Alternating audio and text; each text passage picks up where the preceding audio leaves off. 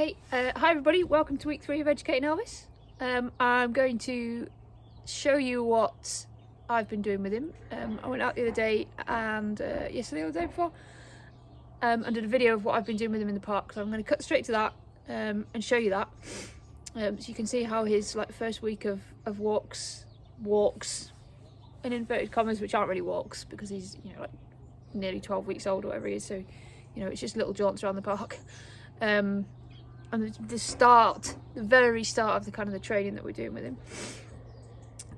Again, the training, because everything's training, but the actual fully intentional training as opposed to just how we are with him all the time, and how that is. So I'll show you that, and then at the end I'll come back and I just want to give you a brief update on the other things that we spoke about last week and something that's definitely come to my mind this week.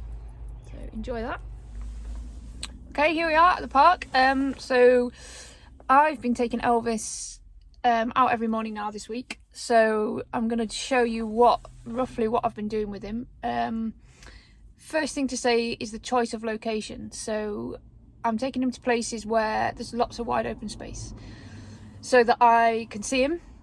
I know where he is. I can let him off the lead and I'm not concerned about something that's round a corner or a tunnel that he gets himself into or a hedge that he gets himself under that I can't get him out of.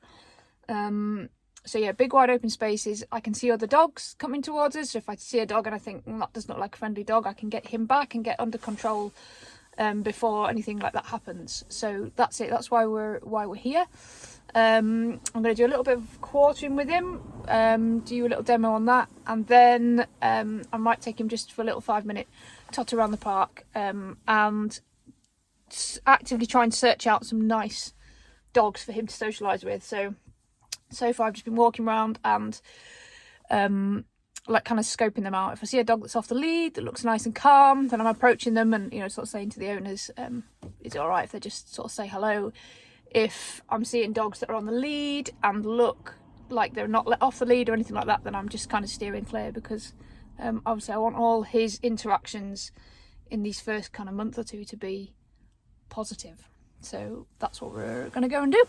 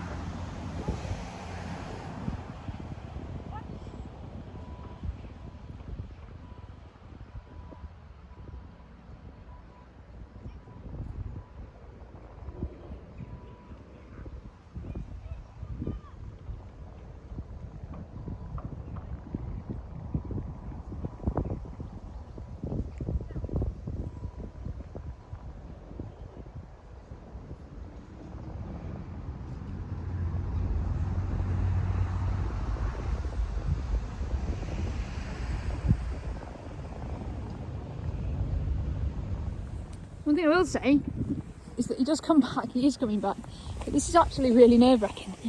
Hello, he's a clever boy. He's very clever, isn't he? Yes, he is. He comes back to mummy. Clever boy. I'm also fully aware that he's not doing that when there's another dog or a distraction. Not by any stretch of the imagination. He's bold. He's brave. He's really bold and really brave. He's proved that a few times. He's quite happy to see another dog and just go. I know a lot of puppies won't do that. They'll stay with you. This one won't. He'll go. I can see myself as he gets bigger having him on a long line for quite a long time. And sadly this morning, this is it. This is the park. There's not another dog anywhere. So I don't know that we're going to be able to do much in the way of finding some nice dogs to socialise him with this morning, because there aren't any. But that's the way it goes. So we'll maybe totter back and I might swap my plan and do some human socialisation instead. I've got a few friends in town, so I might take him to say hello and meet them. So that's it. Look at that. Empty dog landscape. Okay, so I'm just going to try and show you a little bit just how he's doing with the lead so far. I mean, I've made no attempt to do anything in the way of training with him on the lead, other than just to give him a little gentle, come on, it's time to go. But he's been really good so far. Come on, that's it. Elvis, that's it. I think years of riding horses as well, I've seemed to keep clicking at him to get him to walk. This is just a habit. Come on, Elvis. But if he gets used to it. Very distracted right now. I'm trying not to force him into too much because I don't want him to get into a bad habit, but equally he needs to learn that when I say it's time to go, it's time to go. Come on in. Let's go. Good boy. That's it. Lots of praise when he goes. Good boy, let's go. Let's walk. That's it. Good lad. Always remembering to keep him on a slack lead, never letting the lead go tight if I can possibly help it. Well, I'm not going up that way, I'm going this way. Come on. Come on. Sorry about the filming if it's a bit crap. Right, come on in. Let's go. Elvis, going this way. Let's go, let's walk. Good boy, that's it. Good boy. Good boy. He's clever. Good walking. Good boy. That's it. Lots of praise because he's walking along really nicely next to me. Good boy. That's it. Yeah, that's how it goes really. He walks along for a little bit really well and then he gets distracted. But I think that's, that's puppy and that's what's to be expected. They're just trying to remember to keep this soft at all times so he never gets in the habit of pulling and yeah, just letting him be a puppy and smell and sniff and enjoy and all the rest of it. So, good lad. Okay, so I did actually manage to meet another dog on the way back. I didn't have time to film it or couldn't get organised to film it or anything like that, but there's a real nice guy with a spaniel. I just stopped him and not stopped him, but the dog looked nice and friendly and off the lead, so I just sort of said to him, do you mind if Elvis comes and says hello? And they had a nice bit of a play together for a couple of minutes, and then the guy took his dog away, and I kept, got Elvis back on the lead, kept him next to me and just said, right, that's it now, we're done. And he did really well actually. He did get a little bit keen to follow and like a little bit loopy on the end of the lead, but settled him down and he stayed, so that was a good experience for him. So pleased with that. And now we're just going to pop into town and see a friend in a shop, and give him a little bit of human socialisation. Okay, you see, to get to where we're going, we're going to walk past all these busy roadworks. The key here is whatever he does is for me to keep walking.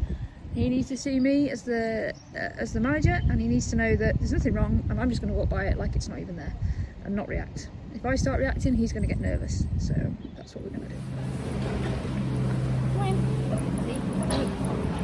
Boy, no reaction from me, didn't say a word to him. Good boy. Oh, hi, babies. Hi. Oh, high fives. High five. We're teaching him to jump up here though. Come back and say hi, Ellie. Hello. Sitting in the sun. We've just literally been on the farm, and one of the farmer's sons has got 4 Cocker Spaniel gun dogs, and they were out, so we had about 10 minutes herring round like a lunatic with them. Thought it was the best thing ever, didn't you? Huh? And then he got back to the garden and herred around the garden for another 10 minutes too. Super exciting. Yeah. Sit in the sun. You've worn yourself out, have you? Yes, you have. You sit in the sun. So yeah, a couple of updates from last week. He's not doing any better with the toilet training, if I'm honest. I'm getting him out all the time, but I know for a fact that if I slip, he wheezes in the kitchen or he wheezes inside, and he even went to do a poo inside yesterday and I had to grab him and get him out. So that's still not going particularly great. Obviously he's still very young. We're going to carry on with what we're doing, and see how that goes. The crate time, we've increasing his crate time when he's on his own a little bit, just from sort of half an hour or 20 minutes that he's been on the school run. I'm going to say he's comfortably up to an hour. As I said last week, I'm watching him. I know as we leave him he's comfortable, so we'll keep on with that. And yeah, the other thing I wanted to mention is how difficult it is now that I've got him out and about, and we're going to the park for 15 minutes a day or whatever. How difficult it is to stop other people from like undoing all the stuff that you're trying to do. Like, I am not somebody who is afraid to say something to somebody. Like, I'm not someone who's but I'm polite, but I don't feel like I have to like kind of stand on ceremony or anything like that. But even so, I mean, like, he's a cute puppy. You go to the park, he's getting mobbed. It's like, oh, cute puppy, cute puppy. And the first thing everybody does is bend down, put their hands down, and you know, I want to fuss him. And of course, he's jumping up and wagging his tail, and yeah, this is awesome. I've got all this attention, and it is very, very difficult, even as someone who's not afraid to say things to people, to say to people, or to stop, to say to people, please don't encourage him to jump up. And when you do, they just look at you as if to say, well, he's just a puppy, you know, and you want to say, well, yeah, no, he is just a puppy right now, but he isn't going to be just a puppy forever, and I don't want him to do that, and neither will you want him to do that when he comes and leaps at you in a year and a half's time. I'm sure he's always going to be a fairly small dog, so it's not as much of an issue, but, you know, if you had a big dog that's a cute little puppy to start with and then's going to become a big dog, no. So yeah, that, not easy. The other thing we're having to start to do now that he's getting a lot bolder, you come in, you come sit, hey buddy. I think you're tired, aren't you? Oh yeah, properly tired. You need to sleep after chasing him around. Yeah, oh, after sleep. Yeah, the other thing that we're having to I am having to manage a lot more is Rowan, my son, who is 5. He is like a standard 5-year-old, really. He's excited, he loves having a puppy, he thinks it's great, he wants to run around with him and chase and scream and yell and all that kind of stuff that any standard normal 5-year-old wants to do. And he we had an incident this week, and it was, like, if I'm honest, my fault to a certain extent, because Rowan is, I mean, he's 5 and he's been told, you know, like, don't scream and yell and chase the dog and all the rest of it, because he'll get wound up and he's a puppy and he will nip you. And I didn't calm the situation down in time. I let it get too much because Elvis has been so good. He hasn't nipped him and he's not really mouthing him, and he has been such a superstar. Where are you? What are you doing? That I just sort of went, oh, they're getting a bit excited, but it'll be all right. And it wasn't. Elvis got overexcited. Rowan was hyperactive, and he got nipped on the leg. And he does have a bit of a bruise, actually. You know, like, it genuinely would have been sore. And Rowan did the right thing, as he stopped straight away, because, you know, we've been saying that to him every time he gets too excited, he must stop and calm the situation down. And Rowan did do that. He stopped, but obviously he did yell, he did scream because he would have been sore. Yeah, so that was my fault on me for that one. And again, it's just remembering that he's a puppy, Rowan's a 5-year-old, and at the end of the day, it's my responsibility to make sure that that situation just doesn't occur in the first place. Because it's all very well in 6 months' time saying, oh, I can't stop the dog from nipping the child, when really we could have just prevented it ever becoming a thing by making sure they stay calm around each other. So that's it, that's down to me, really, and I've got to take that one on the chin. Made that mistake and not make it again. But other than that, he's a little superstar, aren't you? Yes, hello. Come in. No, I think you're very tired, aren't you? Yeah, very tired. Yeah. 4 cocker spaniels and 1 puppy.